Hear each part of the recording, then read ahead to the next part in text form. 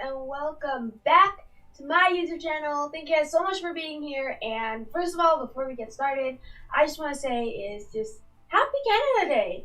I live in Canada, and I know it's like we're COVID-19 and everything, but like we can't really celebrate Canada Day as Canada, but we can still celebrate it at home. So it's okay. Happy Canada Day, guys, to you. Happy Canada Day to you guys all, and I love you guys. So today what we'll be doing is I want to try something different. I don't know how this is gonna work out, but we're gonna be reading Harry Potter. I haven't read in a while. Well, I read like every day, but like I haven't read Harry Potter in a while. I read all of the 7 books. I don't remember what happens that clearly, so what I want to try is just reading it, and today we're probably going to read like a few chapters. I'll give you guys an update on how many chapters we read after I read it. So, yeah, we're going to be reading Harry Potter and the Philosopher's Stone. If I say something wrong, just don't come at me, because like there won't be 100% chance that I will get everything right. So let's get started. So we're gonna start at the very beginning, like the very, very, very beginning. So, Chapter 1: The Boy Who Lived. Mr. and Mrs. Dursley of Number 4, Private Drive, were proud to say that they were perfectly normal. Thanks to you very much. They were the very last people you expect to be involved in anything strange or mysterious, because they just didn't hold with such nonsense. Mr. Dursley was the director of a firm called Grunnings, which made drills. He was a big, beefy man with hardly any neck, although he did have a very large mustache. Mrs. Dursley was a thin blonde and had nearly twice the usual amount of neck, which came in very useful as she spent so much of her time craning over the garden fences, spying on the neighbors. The Dursley had a small son called Dudley, and in their opinion, there was no finer boy anywhere. The Dursley had everything they wanted, but they also had a secret, and their greatest fear was that somebody would discover it. They didn't think they could bear it if anyone found out about the Potters. Mrs. Potter was Mrs. Dursley's sister, but they hadn't met for years. In fact, Mrs. Dursley pretended she didn't have a sister, because her sister and her good-for-nothing's husband were as un-Dursley-ish as it was possible to be. The Dursley shuddered to think what the neighbors would say if the Potters arrived in the street. The Dursley knew that the Potters had a small son too, but they've never seen him. This boy was another good reason for keeping the Potters away. They didn't want Dudley mixing with a child like that. When Mr. and Mrs. Dursley woke up on the dull, gray Tuesday, our story starts. There was nothing about the cloudy sky outside to suggest that strange and mysterious thing would soon happen all over the country. Mr. Dursley hummed as he picked up the most boring tie for work, and Mrs. Dursley gossiped away happily as she wrestled a screaming Dudley to his high chair. None of them noticed a large toggy owl fluttered past the window. At 8:30, Mr. Dursley picked up his briefcase, pecked at Mrs. Dursley on the cheek, and tried to kiss Dudley goodbye, but missed, because Dudley was now having a tantrum and throwing his cereal at the wall. Little tight short Mr. Dudley as he left the house. He got into his car and packed out of Numbers of 4 Drive. It was on the corner of the street that he noticed the first sign of something particular. A cat reading a map. For a second, Mr. Dursley didn't realize what he had seen. Then he jerked his head around to look again. There was a tabby cat on the corner of Private Drive, but there wasn't a map in sight. What could he have been thinking of? It must have been a trick of the light. Mr. Dudley blinked and stared at the cat. It stared back. As Mr. Dudley drove around the corner and up the road, he watched the cat in his mirror. It was now reading the sign that said, "Private Drive." No, looking at the sign. Cats couldn't read maps or signs. Mr. Dudley gave himself a little shake and put the cat out of his mind. He drove towards town. He thought of nothing except a large order of drills he was hoping to get that day. On the edge of town, drills were driven out of mind by something else. As he sat in the morning traffic jam, he couldn't help noticing that seemed to be a lot of strangely dressed people out.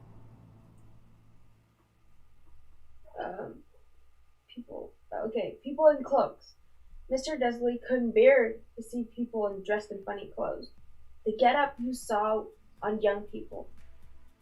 He supposed this was some stupid new fashion.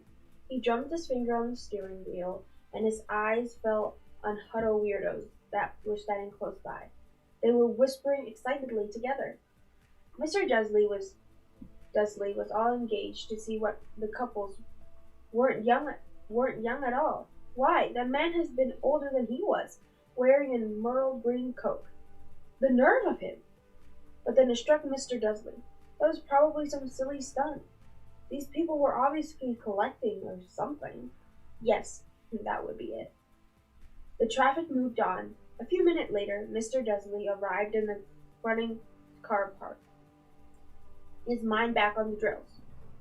Mr. Dudley always sat with his back to the window in his office ninth floor. If he hadn't, he might have found it harder to concentrate on the drills that morning. He didn't see the owl swooping past the broad daylight, though people down in the street did. They pointed and gazed, mouth open, as the owl after owl sped overhead. Most of them has never seen an owl, even at nighttime. Mr. Dudley, however, had a perfectly normal owl-free morning. He yelled at 5 different people. He made several important telephone calls and shouted a bit more. He was in very good mood until lunchtime, when he thought he'd stretch his legs and walk the road to buy himself a bun from the baker's opposite. He's forgotten all about the people in cloaks until he passed a group of them next to the baker's. He eyed them angrily as he passed. He didn't know why, but they made him uneasy. Lots were whispering excitedly too, and he couldn't see a single collecting tin. It was on the way back past them, clutching a large donut in a bag, that he caught a few words that they were saying. The Potters, that's right. That's what I heard. Yes, their son, Harry. Mr. Dursley stopped dead. Fear flooded him. He looked back at the whispers as if they wanted to say something to them, but thought better of it. He dashed back across the road, hurried up his office, snapped at the secretary not to disturb him, sneezed his telephone, and had almost finished dialing his home number when he changed his mind. He put the receiver back down, stroked his mustache, thinking, no.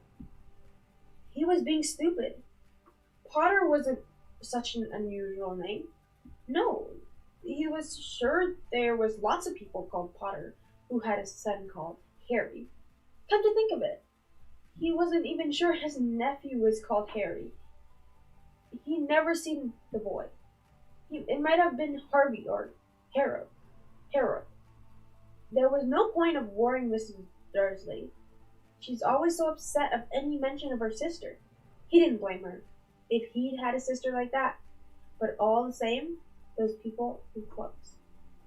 He'd found a lot harder to concentrate on drills that afternoon, and when he left the building at 5 o'clock, he was still so worried that he walked straight into someone just outside the door.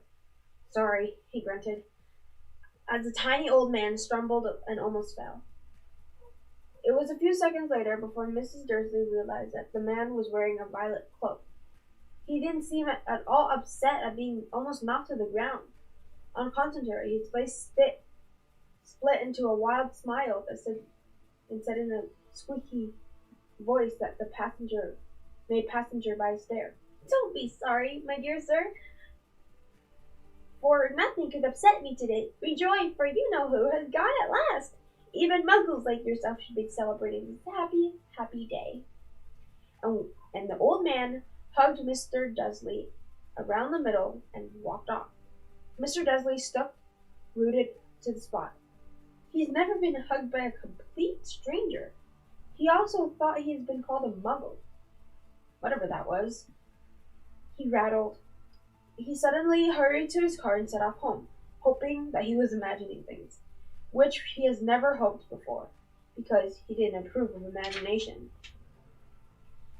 As he pulled to the driveway of number 4, first thing he saw didn't improve his mood.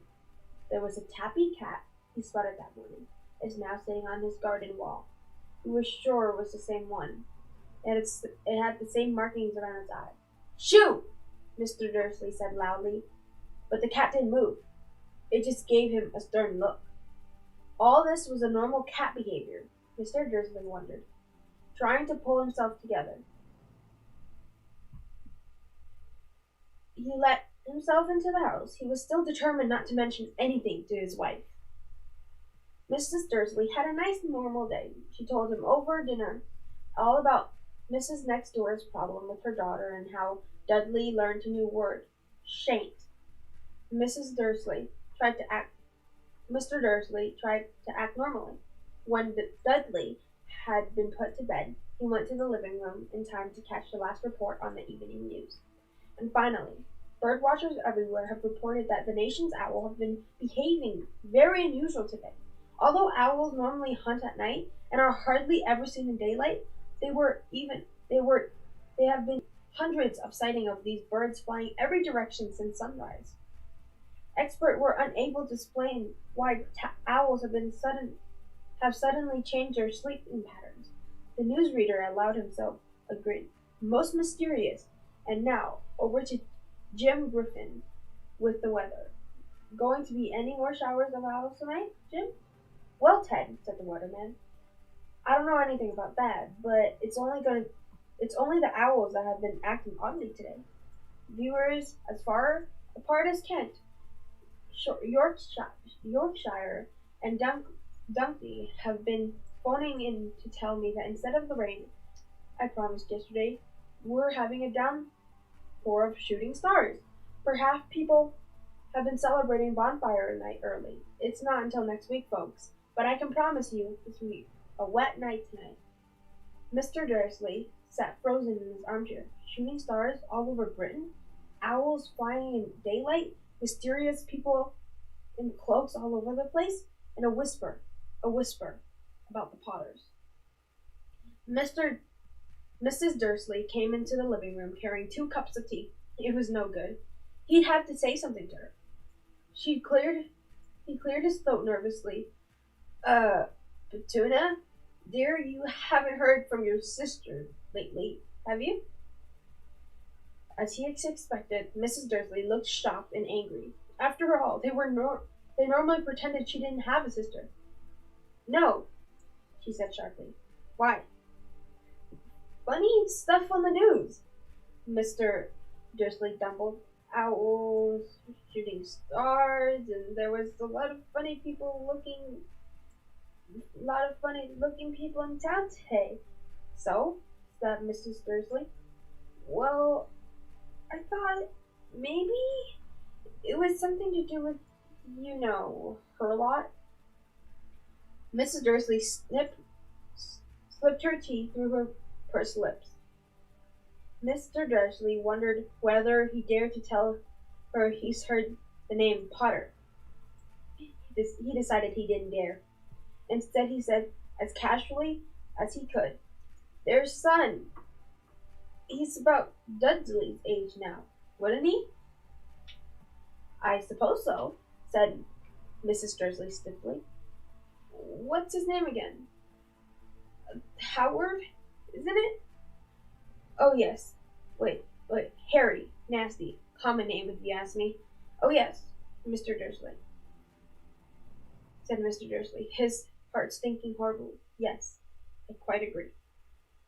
He didn't say another word on the subject as they went upstairs to bed. While Mrs. Dursley was in the bathroom, Mr.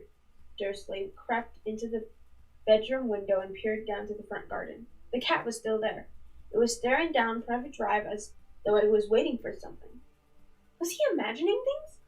It could all of this have anything to do with the Potters? If it did, if it got out that they were related to a pair of, well, he couldn't think to bear it. The Dursley got into bed. The Mrs. Dursley fell asleep quickly, but Mr. Dursley stayed awake. Turning it all over his mind, his last comforting, though before he fell asleep, was even if the Potters were involved, there was no reason for them to come near him and Mrs. Dursley. The Potters knew very well that he, Petunia, thought of them and their kind. Anything he couldn't see how Petunia could get mixed up in anything that might be going on. He yawned and turned over. It couldn't affect them. How very wrong he was. Mr. Dursley might have been drifting uneasy to sleep, but the cat on the wall outside was showing no sign of sleepiness.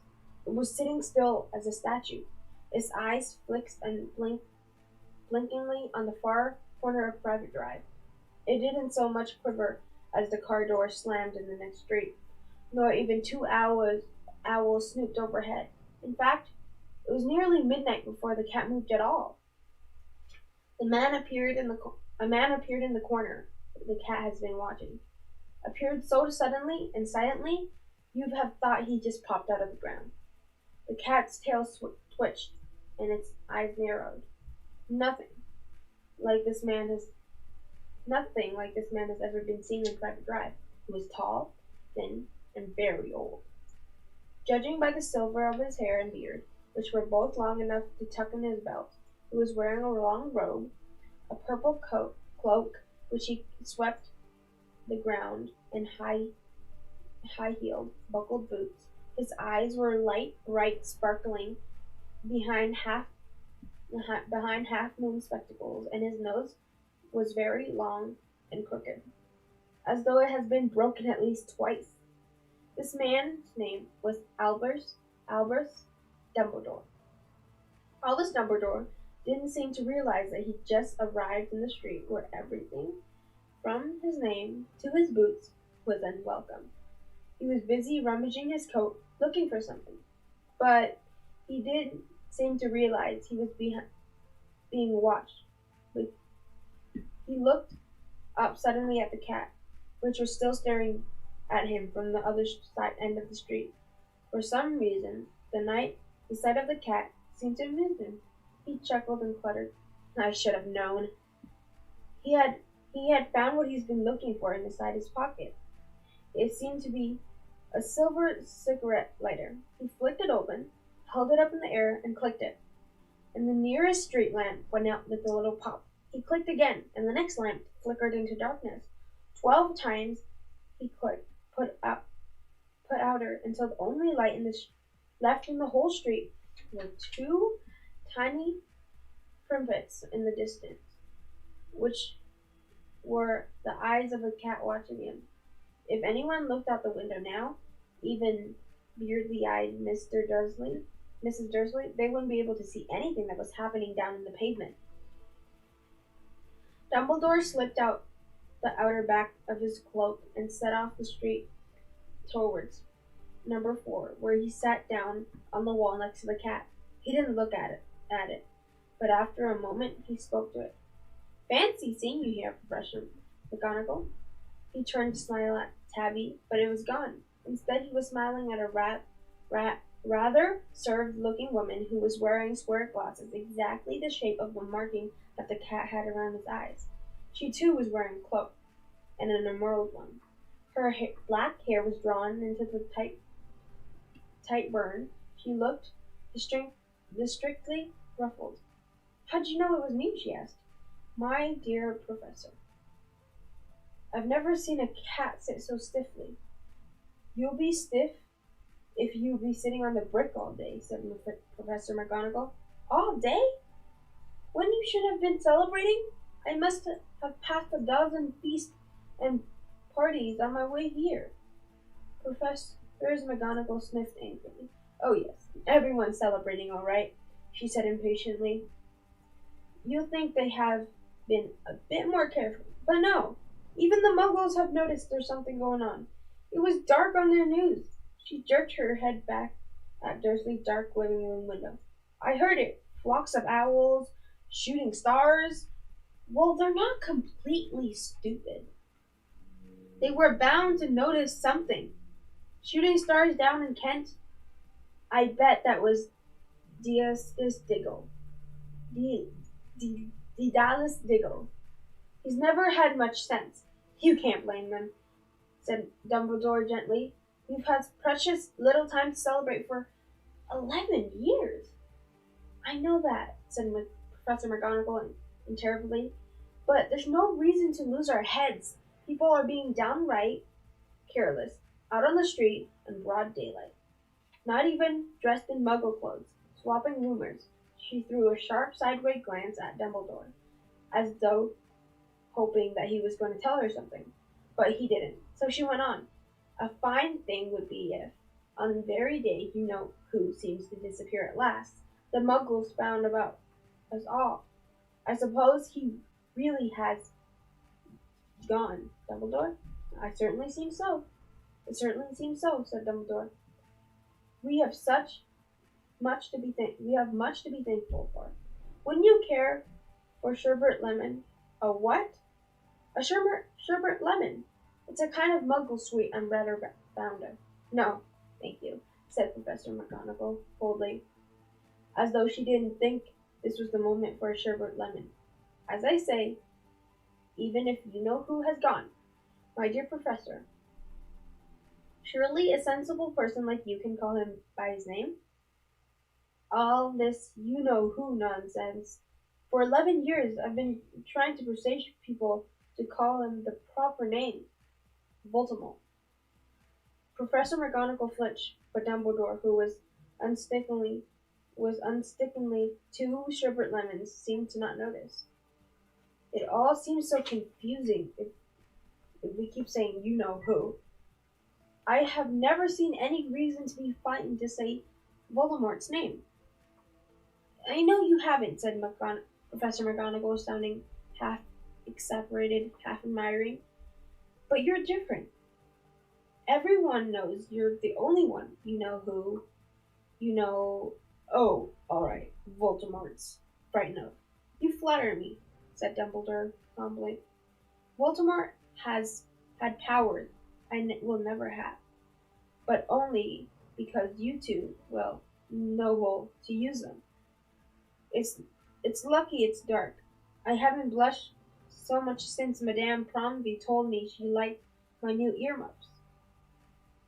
Professor McGonagall took a sharp look at Dumbledore and said, "The owls are nothing to be rumors the owls are nothing to be rumors that are flying around. You know what everyone's saying about why he disappeared and what finally stopped him?" It seemed like Professor McGonagall has reached the point where she was most anxious to discuss the real reason why she had been waiting on a cold, hard day, all day. Cold, hard wall all day. For neither as a cat nor a woman had she fixed Dumbledore with such piercing stare as she did now. It was plain that whatever everyone was saying, she was not going to believe it until Dumbledore told her that was true. Dumbledore, however, was choosing another sherbet lemon and did not answer. What they are saying, she pressed on, is that last night Dumbledore turned off in Godric Hollow. He went to find the Potters. The rumors that Lily and Jane Potter are that they're dead. Dumbledore bowed his head. Professor McGonagall gasped. Lily and James? I can't believe it. I didn't want to believe it. Oh, Albus.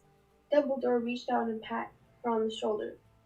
I know, he said heavily. Professor McGonagall's voice trembled as she went on. That's not all. They're saying he tried to kill the Potter's son, Harry, but he couldn't. He couldn't kill that little boy. No one knows why or how. But they were saying that when he couldn't kill Harry Potter, Voldemort's power somehow broke, and that's why he's gone. Dumbledore nodded, grumbling. Is is it true? Flattered Professor McGonagall. After all he's done, all the people he's killed, he couldn't even kill the little boy? That's just astonishing. Of all the things who could to stop him. But how? In the names of heaven, how did Harry survive? We can only guess, said Dumbledore. We may never know. Professor McGonagall pulled out a lace handkerchief, dabbed her eye beneath her spectacles.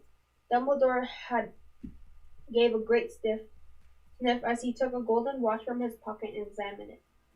It was a very old watch. It had 12 hands, but no numbers.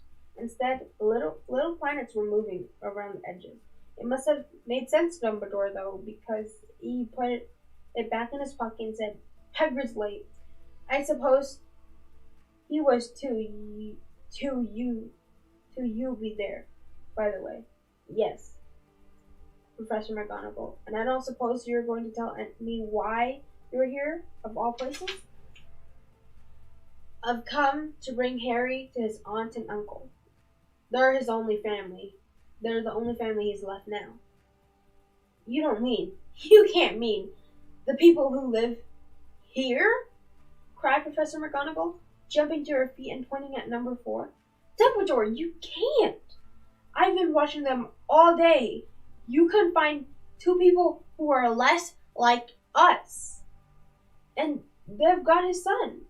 I saw him kicking his mother all the way up the street, screaming for sweets. Harry Potter, come and live here. It's the best place for him, said Dumbledore firmly. His aunts and uncle will be able to explain everything to him when he's older. I've written them a letter. A letter? Repeated Professor McGonagall faintly, sitting back down on the wall. Really, Dumbledore? You think you can explain all of this in a letter? Those people will never understand him. He'll be famous. A legend. I wouldn't be surprised if today was known as Harry Potter Day in the future. There would be books written about Harry. Every child in our world will know his name. Exactly, said Dumbledore, looking very serious over the top half of his moon glasses. It would be enough to turn any boy's head. Famous before he can walk and talk. Famous for something he won't even remember.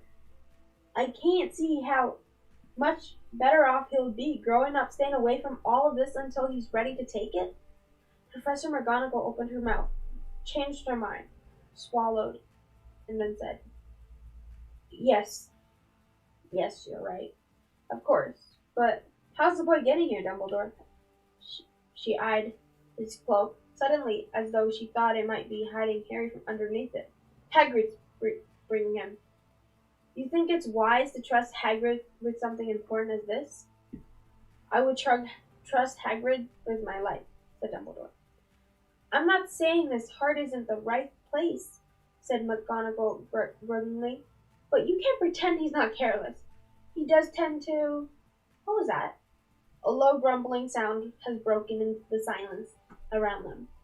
It grew steadily louder as they looked up and down the streets for some sign of headlight. It swelled to roar as they were both looking up at the sky.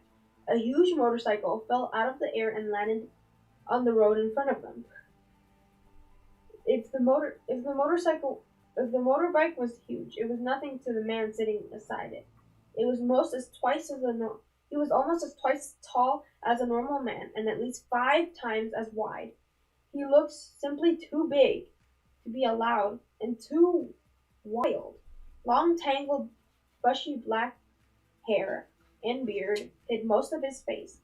His hands were the size of his feet, and leather boots were like baby dolphins, and his base muscular arms were holding a bundle of blankets. Hagrid, said Dumbledore, sounding relieved. At last! And where did you get that motorbike? I borrowed it, Professor Dumbledore, sir. The giant climbing carefully off the motorbike as he spoke.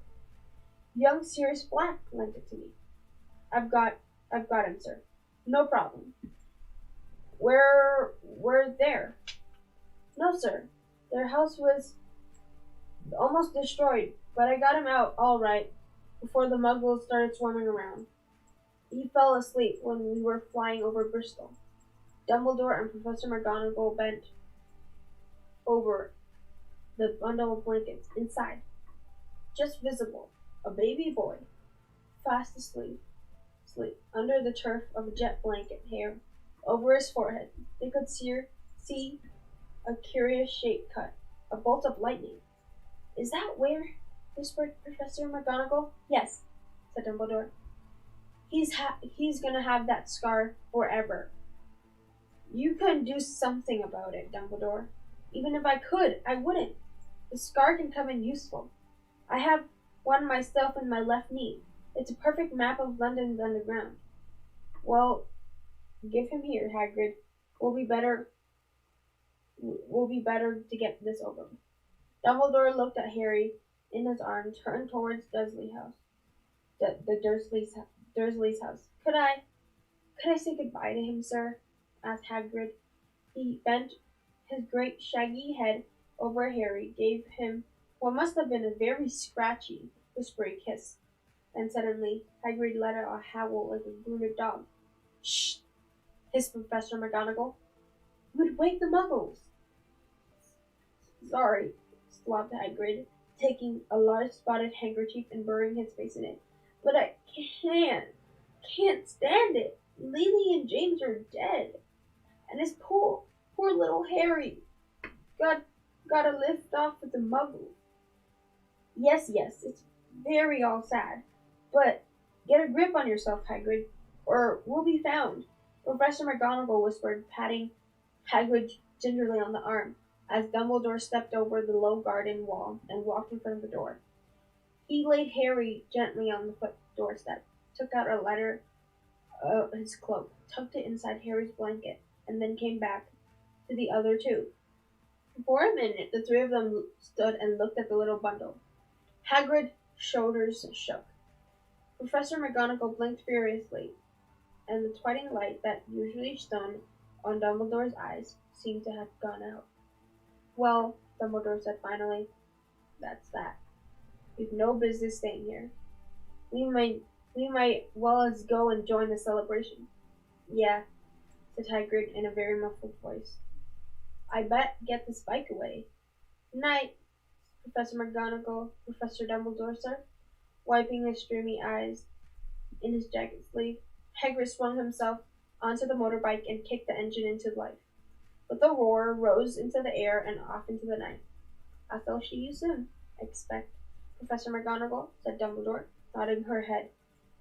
Professor McGonagall blew her nose in reply. Dumbledore turned and walked back down the street. On the corner he stopped, took out a silver put-outer. He clicked it once, and 12 balls of light sped back to the street lamp, so that Private Drive glowed suddenly orange, and could make a tabby cat slink around the corner at the other end of the street. He could just see the bundle of blankets on the step of number 4. Good luck, Harry, he muttered. He turned his heel with a swish of his cloak. He was gone. A breeze ruffled in the edge of Private Drive, which lay silent, tidy under the inky sky, the very last place you would expect astonishing things to happen. Harry Potter rolled over inside of his blanket without waking up. One small hand closed on the letter beside him, and he slept on, not knowing he was special, not knowing he was famous, not knowing he would have woken in a few hours' time by Mrs. Dursley's scream as she opened the front door to put up the milk bottle, nor that he would spend the next few weeks being probed and pinched by his cousin Dudley.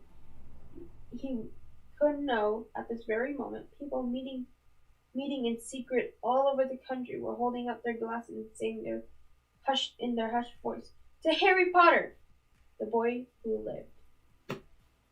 And that is it. Wow, that took a very long time. And that's just chapter 1. That's just chapter 1. Okay, guys, that is it for this week's Wednesday's live. It took so long. I didn't know it takes that long I didn't remember I knew that the Harry Potter books were like long, but I didn't know the one chapter could be that long. But it was so cool. It was really fun. I haven't read it in a while, and I'm glad that you guys are with me. So thank you guys so much for joining me. Subscribe to my YouTube channel. If you want me to do something different or do this or do anything, you can just comment and tell me. It's really that simple.